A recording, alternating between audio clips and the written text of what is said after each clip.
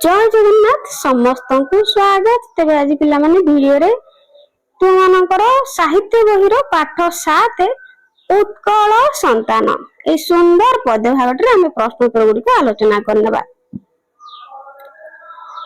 तो मो बुझे एक नंबर निम्न दि जाता उत्तर ठीक उत्तर पाखे कौन करा तले जो प्रश्न गुड़िक देती तो तार ठीक उत्तर पाखे आम तारा चिन्ह देवा। तो क पचारि निम्नलिखित क्यों धाड़ी कवितार मुख्य वार्ताटी प्रतिफलित होउछि। सागुना बिलुआ चिकित्सक अटंती ना तोषामत कले जातिर उन्नति हेबो ना पूर्व पुरुष कर्म देखि खुशी होउछन्ति ना उत्कलर पूर्व गौरव और पूर्व महिमा थिला उज्जवलनीय। तो एटा पिला माने ठीक उत्तर होला। तो एठी स्टार मार्क देबा। तो तुम माने एठी तारा चिन्ह कर दबो। खरे उत्कल संतान भाबरे आम मनरे गर्व आसे कारण आम पूर्व पुरुष। तो कारण आम पूर्व पुरुष कौन गंगा ठारू गोदावरी पर्यंत जय करथिले ना तोषामत करे हमर जातिर मान बढ़ाइथिले ना जातिर उन्नति ପାଇଁ निज स्वार्थ को अग्राधिकार देउथिले ना निजको भीरु बोली कोन भीरु बोली अन्य आगरे परिचय देउथिले। तो एहर ठीक उत्तर पिला माने हिजबो गंगा ठारू गोदावरी पर्यंत जय करथिले। तो एठी कोन करियो स्टार मार्क देबो। 2 नंबर तुमे एही उत्तर गुडी बाछिलो काहे कि तार कारण सांग मान सहित आलोचना कर। तो पे कारण आम कहीं बाछिले आम पदटी को पढ़ी बाछिले ना तो सठिक उत्तर बोले कि कौन तुम मैंने तुम सांग मान सहित क्लास रे ही एटा आलोचना करिवो होला। नेक्स्ट मिलीमिशी जोड़िबा। ताले मिलीमिशी जोड़िबा कवितारू बाछि किछि शब्द निम्न रे दिया जायछि। तो शब्द किछि तळे दिया जायछि ता पाश्चरे शब्दर अर्थ व्याख्या दिया जायछि। दଳରେ आलोचना करी यहां को मेल कर मिलेबा समय रे तुमे शब्दकोश इंटरनेट बा शिक्षकଙ୍କର सहायता नै परिबो। तो देखो शब्द एवं शब्द सहित अर्थ को हम कोन करिया गार टाणी के जोड़िबा बुझियला। तो देखो जननी जननी अर्थ कोन अति सहज तुम माने जानिछ मां जे तुमको जन्म देइछंती। नेक्स्ट शब तो बेला माने शब कोन एटा मते बहुत सहज मरिबा मनुष्य मरिबा परर अवस्था। तापरे वीर प्रसविनी होउची जे वीर मानक कोन करछंती जन्म देइछंती। तेणु जे मां वीर पुरुषों को जन्म देइछि। मही तो मही मध्ये पिला माने बहुत सहज पृथ्वी रे अन्य नाम होउची मही। तापरे विस्मरण मन न पड़िबा बा भूली जिबा हला एमती तुम माने गार टाणी के जोड़ी नेबो।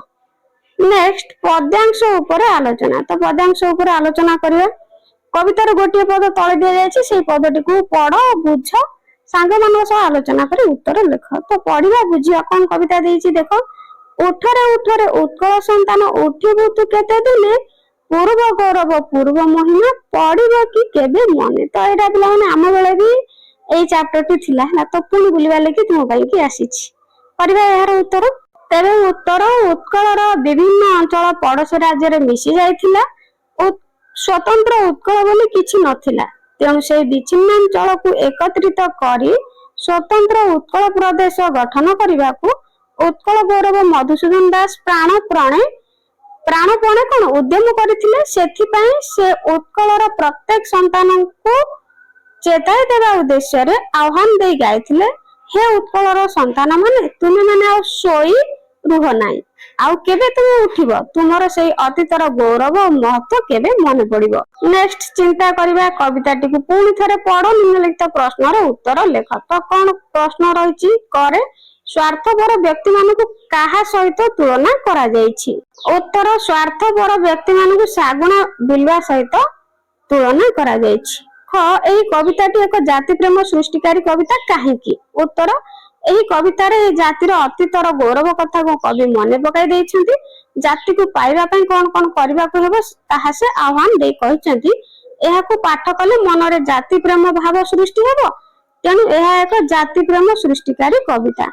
ग उत्कलर संतान भाव रे जातिर उन्नति पई तिले केउ सब काम करबो।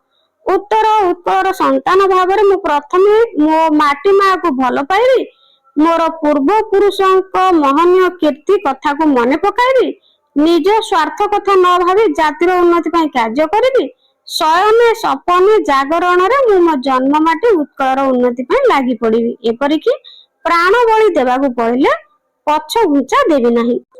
नेक्स्ट कवितार रचना शैली तू परा बोलाऊ उत्कल संतान केबे किंपा एते बीरु तोहर जननी रोदन करिले कहिबाकू किंपा डरू। तो यही पदटी को शिक्षक सहित गाइबा चेष्टा कर ताहले तुम माने एटा को गाइबो एई पदटी को तुम हाथ रे ताल पकाई बोलिबाकू मध्ये चेष्टा कर उभय पद गाइबा पई समान किंबा भिन्न समय लागिला कि तुम निश्चित भाव में अनुभव करथिबो जे पाद गुडी को गाइबा पई प्राय समान समय लागुची। केवल एई दुईटी पाद पई नुहे उक्त कवितार अन्य पद गुडी को एपरि थिबार विशेषता पई कविता अधिक प्रभावशाली होईची। तो जदि तुम ध्यान दे देखिबो तेबे एई कवितार आउर अनेक विशेष कथा देखि परिबो। करे पचारिची एई कविता को पूर्ण थरे पढो दल रे आलोचना करी एई कविता रे कोन कोन विशेषता अछि तार तालिका प्रस्तुत कर जेपरि एई कवितार प्रत्येक पादर अक्षर संख्या होची 20। उत्तर एही कवितार प्रति पादर अक्षर संख्या 20 एहाकू ज्ञान कला बेले षष्ठ द्वादश अष्टादश और शेष अक्षर रे जतिपात करबाकू पड़े। यार गाइबा शैली मध्ये स्वतंत्र अटे। ख तुमे दल रे प्रस्तुत करथिबा तालिका को श्रेणी रे उपस्थापन कर ताले तुमे माने एटा को श्रेणी रे उपस्थापन करिवो। नेक्स्ट आगु को जीवा मेल करिबा क स्तंभ रे किछि पद्यांश और ख स्तंभ रे तार भावार्थ दिया जायछि। क स्तंभ को ख स्तंभ सहित जोड़ ताले शब्द सहित हम कोन करिबा एठी देखो कहला कोन ना क रे किछि पद्यांश होला तो पर क रे किछि पद्यांश दिया जायछि आउ ख रे तार भावार्थ दिया जायछि। तो पद्यांश रो भावार्थ गुडी को सहित हम कोन करिबा मेलन करिबा। तो प्रथम होछि तो पूर्व पुरुष जय करथिले गंगा ठारू गोदावरी। तो यार भावार्थ होइजिबो तो पूर्व पुरुष एठी देखिए तो पूर्व पुरुष माने गंगा ठारू गोदावरी पर्यंत जय करथिले एटा बुझला। तापर जातिर उन्नति से काम करिवो स्वार्थ जार व्यस्त मन। तो एटा हेजिबो पिला माने एठी स्वार्थपर व्यक्ति माने जातिर उन्नति किपरि चिंता करि परिबे। नेक्स्ट पूर्व गौरव पूर्व साहस पड़िबो कि केबे मने तो ए कथा तोर पूर्व पुरुष साहस और पूर्व गौरव कथा मने पड़िबो ए कथा तो कह जायछि। ए भली तुम माने कोन करिवो गार टाणी कि मेल करि नेबो। तो नेक्स्ट चिंता करिबा सांग मानक सहित दरे आलोचना करी लेख। क जाति नंदी घोष चलिबो कि भाई स्वार्थ को सारथी कले टाणे किरे गाड़ी दानार दबड़ा घोड़ा मुहे बंधा थिले। तो एटी करे प्रश्न देछि स्वार्थ दानार दबड़ा मध्य कोन पार्थक्य थाई पारे। उत्तर दानार दबड़ा घोड़ा मुहे बंधा थिले घोड़ा दाना खाइबार व्यस्त रहबो ना नहीं रहबो मात्र गाड़ी टाणिबो नाही। सेहि परि व्यक्ति निज स्वार्थ साधन रे व्यस्त रहले जातिर उन्नति निमंते कार्य करि पारिबो नाही। तेनु स्वार्थ और दानार दोबड़ा मध्य अभेद पार्थक्य रही। ख जाति नंदी घोष को घोड़ा माने टाणिबा कथारु तुमे कोन अनुमान करूछ। उत्तर पुरी बड़दाण्ड रे विशालकाय नंदी घोष रथ को जणे लोक टाणी नेबा संभव नुहे। तेनु हजार हजार लोक एई एक मन एक प्राण नहीं ताकू सहजरे टाणी नहीं थांती। जाति नंदी घोष को घोड़ा माने टाणिबा कथारु मु एई कथा अनुमान करूछि जे आमे समस्त उत्कलवासी एक मन और एक प्राण होई ए जाति को आगो को नहीं पारिबा आगे। नेक्स्ट शब्दर रूप तोषा मध्यार कुकुर प्रकृति कुकुर को श्वान वक्रपुच्छ मध्य कहा जाए। सेपरी निम्न केते गुडे शब्द दिया जायछि से गुडिकर दुईटी लेखाए समार्थक शब्द लेख। तो लेखिबा समार्थक शब्द जननी। तो जननी तुम माने जानिछो कोन मां आउ माता हला माता लिखियो पिला माने हला। नेक्स्ट मही मही कहले कोन पृथ्वी ना नहीं धरित्री। तो एठी तार लिखि दबा दुईटी शब्द समार्थक शब्द लिखि दबा गोटे धरा आ गोटे लिखि दबा धरित्री हला धरित्री। तो माने सुंदर सुंदर अक्षर कर लिखिबो एथिरे होउनी हला लिखियोनी भला से।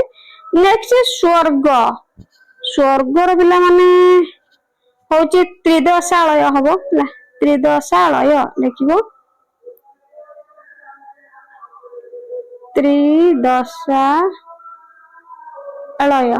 ଆଉ ଗୋଟେ ଲେଖିଦବ ନାକ ହେଲା। ତାପରେ ନେକ୍स्ट ଜୀବନ, ଜୀବନ ଅତି ସହଜ ଜାଣିଛ। ପ୍ରାଣ ଆଉ ଗୋଟେ ହେଇପାରିବ କଣ ଜଳ, ଜଳ ବି ଜୀବନ ହେଲା। ନେକ୍ସଟ ଭାଇ, ଭାଇର ଭ୍ରାତା ହେଲା। ଆଉ ଗୋଟେ ହେଇଯିବ ସହୋଦର। ତୁମେ ମାନେ ଏଇଭଳି ଲେଖିନେବ ହେଲା। ସମାର୍ଥକ ଶବ୍ଦ ଦୁଇଟି ଲେଖାଏ। ନେକ୍ସଟ ଅର୍ଥର କଥା।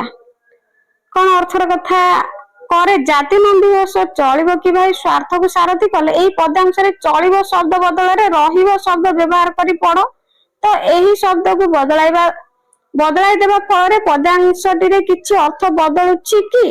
ତ ଦଳରେ ଆଲୋଚନା କରି ଲେଖ। ତ ସେ କହୁଛି ଚଳିବ ଅର୍ଥରେ ରହିବ ଲେଖିବ ହେଲା। ତାହେଲେ ଜାତି ନନ୍ଦିଘୋଷ ରହିବ କି ଭାଇ ସ୍ୱାର୍ଥକୁ ସାରଥି କଲେ।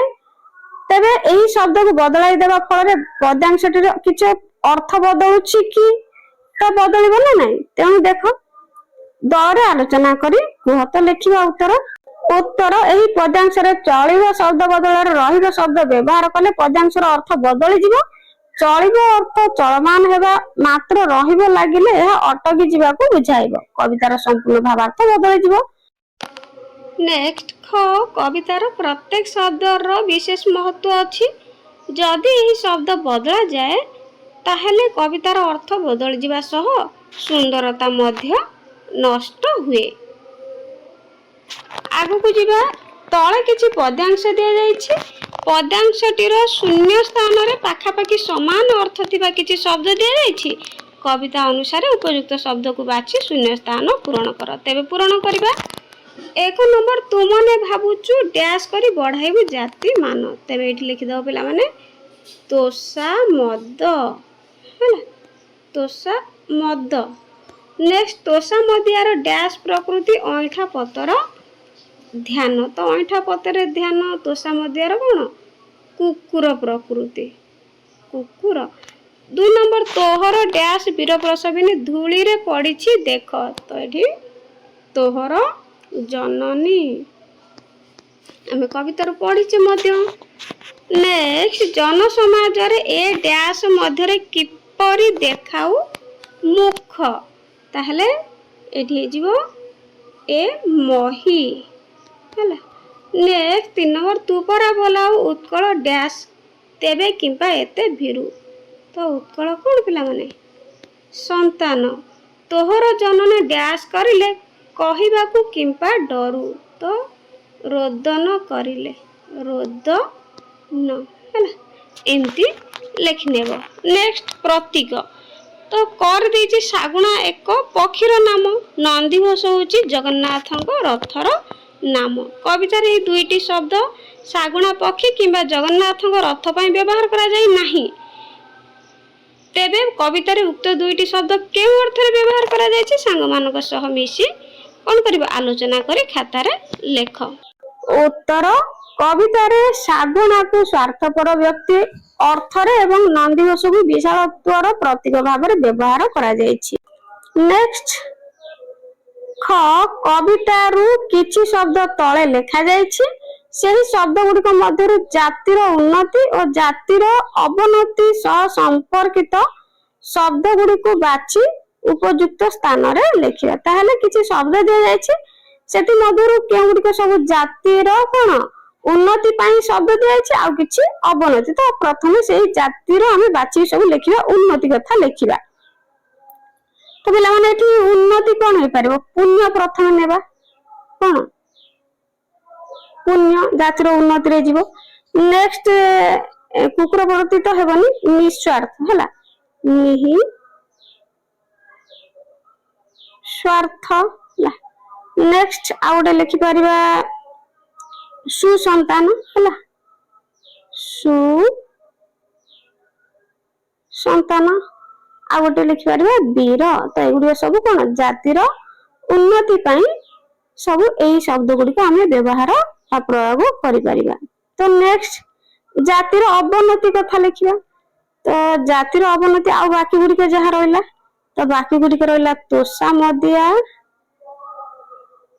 ତୋଷା ମଦିଆ। ଆଉ ଗୋଟେ ଅଛି କୁକୁର ପ୍ରକୃତି, କୁକୁର ପ୍ରକୃତି। ଆଉ ଗୋଟେ ଅଛି ଭୀରୁ ହେଲା, ଭୀରୁ। ଆଉ ଗୋଟେ ଅଛି ବିଲୁଆ, ବିଲୁଆ ଚିଳିତ୍ମକ ହେଲା, ଚିଳିତ୍ମକ। ଏଗୁଡିକ ସବୁ ଜାତିର କଣ ଅବନତିର ଶବ୍ଦ। ତାପରେ ନେକ୍ସଟ ଦଳରେ ଆଲୋଚନା କରି କେଉଁ ଚିତ୍ରଟିର କେଉଁ ପଦ୍ୟାଂଶ ସହିତ ସମ୍ପର୍କ ଅଛି ତାହେଲେ କବିତାରୁ ଖୋଜିକି ଲେଖ। ତ ଦେଖ ଏଇ ପିଲାଟି ଦେଖ, ଏଇଠି ପ୍ରଥମ ଚିତ୍ର ରହିଛି କଣ, ଗୋଟେ ପିଲାଟି ତୋଷାମଦ କରୁଛି ନା ନାଇଁ, ବା ଏଇଠି କଣ କରୁଛି, ହାତ ପାତିକି କିଛି କରୁଛି। ତ ଏଇଠି ଆମେ ଲେଖିପାରିବା। ତ ସେଇଭଳି 2 ନମ୍ବର ଚିତ୍ରରେ ଦେଖ, ଏଠି କଣ ଗୋଟେ ସିଂହ ବିଲୁଆ କଥା, ଏଠି ଘୋଡା ମୁହଁରେ କଣ ବନ୍ଧା ହେଇଯାଇଛି ଖାଦ୍ୟ। ତ ଆଉ ଗୋଟେ କଣ ହଉଛି ନା ଜଣେ ରାଜା ଘୋଡାରେ ଯାଉଥିବାର ଦୃଶ୍ୟ ଏଠି ଦେଖାଯାଉଛି ନା ନାଇଁ। ତ ଏହାକୁ ଆଧାର କରି ଆମେ କିଛି ବାକ୍ୟ, 4ଟି ବାକ୍ୟ ଲେଖିବା। ତ ଏଇ ଚିତ୍ର ଗୁଡିକୁ ଦେଖିକି ଯୋଉ କଣ କବିତାରେ ଯୋଉ ସବୁ କୁହାଯାଇଛି ତ ତାକୁ ମ୍ୟାଚ କଲା ଭଳି, ଏଇ ଚିତ୍ରକୁ ମ୍ୟାଚ କଲା ଭଳି କିଛି ଲେଖିବା ଆମେ।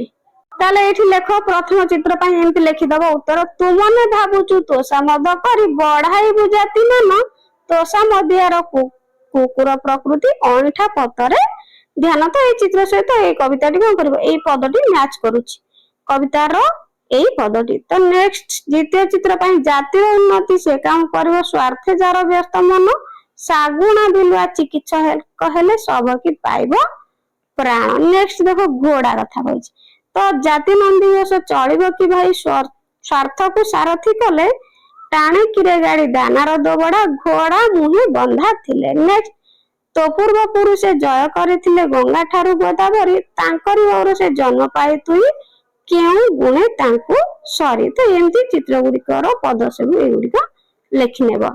ଆଗକୁ ଯିବା କବିତାର କଥା। ତ ପୂର୍ବ ପୁରୁଷ ସ୍ୱର୍ଗ ଧାମେ ଥାଇ ଭୋଗୁଛନ୍ତି ମନସ୍ତାପ। ଏଇ ପଦ୍ୟାଂଶଟିକୁ ଗଦ୍ୟରେ ଲେଖିଲେ ତ ପୂର୍ବ ପୁରୁଷ ମାନେ ସ୍ୱର୍ଗ ଧାମରେ ଥାଇ ମନସ୍ତାପ ଭୋଗୁଛନ୍ତି। ତ ସେଇଭଳି ତଳେ ଦିଆଯାଇଥିବା ପଦ୍ୟାଂଶ ଗୁଡିକୁ ଗଦ୍ୟରେ ଲେଖ। ତ ପଦ୍ୟ ଦେଇଛି, ଆମେ ତାକୁ ଗଦ୍ୟରେ ଲେଖିବା। ଉଠରେ ଉଠରେ ଉତ୍କଳ ସନ୍ତାନ, ଉଠିବୁ ତୁ କେତେ ଦିନ। ଉତ୍ତର ଲେଖିଦବ, ଉତ୍କଳ ସନ୍ତାନ ମାନେ ଉଠ, ଆଉ କେତେ ଦିନରେ ତୁମେ ଉଠିବ। ନେକ୍ସଟ ଘରେ ଟାଣେ କିରେ ଗାଡି ଦାନାର ଦୋବଡା, ଘୋଡା ମୁହେ ବନ୍ଧା ଥିଲେ। ଉତ୍ତର ଘୋଡାର ମୁହଁରେ ଦାନାର ଥଳି ବନ୍ଧା ଥିଲେ, ସେ କଣ ଗାଡି ଟାଣିଥାଏ। ଘରେ ପୂର୍ବ ଗୌରବ ପୂର୍ବ ସାହସ, ପଡିବ କି କେବେ ମନେ। ତ ଆକୁ ଗଦ୍ୟରେ ଲେଖିଲେ ତୋର ପୂର୍ବର ସାହସ ଓ ପୂର୍ବର ଗୌରବ କଥା କେବେ ମନେ ପଡିବ କି। ନେକ୍ସଟ ଘରେ ଦେଇଛି ଜାତି ନନ୍ଦିଘୋଷ ଚଳିବ କି ଭାଇ ସ୍ୱାର୍ଥକୁ ସାରଥି କଲେ। ତ ଏହାକୁ ଗଦ୍ୟରେ ଯଦି ଲେଖିବା ତାହେଲେ କଣ ଲେଖିବା, କଣ ହେବ ନା ଲେଖିବ ସ୍ୱାର୍ଥକୁ ସାରଥି କଲେ, ସାରଥି କଲେ ଜାତି ରୂପକ ନନ୍ଦିଘୋଷ, ନନ୍ଦିଘୋଷ ହେଲା ଏମିତି ଲେଖିବ ପାଖରେ, ନନ୍ଦିଘୋଷ ଚଳିପାରିବ କି, ଚଳିପାରିବ କି, ଏମିତି ଲେଖିକି କ୍ୱେଶ୍ଚିନ୍ ମାର୍କ ଦେବ ହେଲା, ଏମିତି ଲେଖିବ। ନେକ୍ସଟ ଇୟା ପ୍ରୟୋଗ, ଇୟାର ପ୍ରୟୋଗ। ତ ଇୟା ହେଉଛି ପିଲାମାନେ କଣ, ଇୟା ହେଉଛି ଗୋଟିଏ। ନେକ୍ସଟ ପିଲାମାନେ ଇୟା ପ୍ରୟୋଗ, ଇୟାର ପ୍ରୟୋଗ ଜାଣିବା। ତୋଷାମଦିଆର କୁକୁର ପ୍ରକୃତି, ଏଠାରେ ତୋଷାମଦିଆ ଶବ୍ଦ ଦିଆଯାଇଛି। ତୋଷାମଦ ଅର୍ଥ ସହ ଇୟା ଯୋଗ କଲେ ତାହା ତୋଷାମଦିଆ ହୁଏ। ତୋଷାମଦ ଗୋଟିଏ ଗୁଣକୁ ବୁଝାଏ, ତୋଷାମଦିଆ ଜଣେ ନିର୍ଦ୍ଦିଷ୍ଟ ବ୍ୟକ୍ତିକୁ ବୁଝାଏ। ଏଇଭଳି କିଛି ଗୁଣ ଅଛି ଯେଉଁଥିରେ ଇୟା ଯୋଗ କଲେ ଜଣେ ବ୍ୟକ୍ତି ବିଶେଷକୁ ବୁଝାଇବ। ସେଇ ଗୁଣ ଗୁଡିକୁ ଲେଖ। ତ ଲେଖିବା ଉତ୍ତର ଚୁଗୁଲିଆ।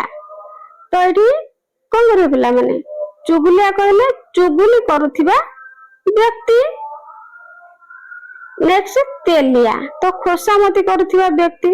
ବାହାପିଆ କହିଲେ ବାହାସ୍ଫୋଟ ମାରୁଥିବା ବ୍ୟକ୍ତି। ତ ପ୍ରଶ୍ନ ଉତ୍ତର ଗୁଡିକ ସରିଯାଇଛି। ଆଶା କରୁଛି ଭିଡିଓଟି ହେଲ୍ପଫୁଲ ହେଇଥିବ। ତେବେ ଚ୍ୟାନେଲରେ ନୂଆ ଥିଲେ ଚ୍ୟାନେଲକୁ ସବସ୍କ୍ରାଇବ କରିବାକୁ ଜମାରୁ ଭୁଲିବେନି। Thank you.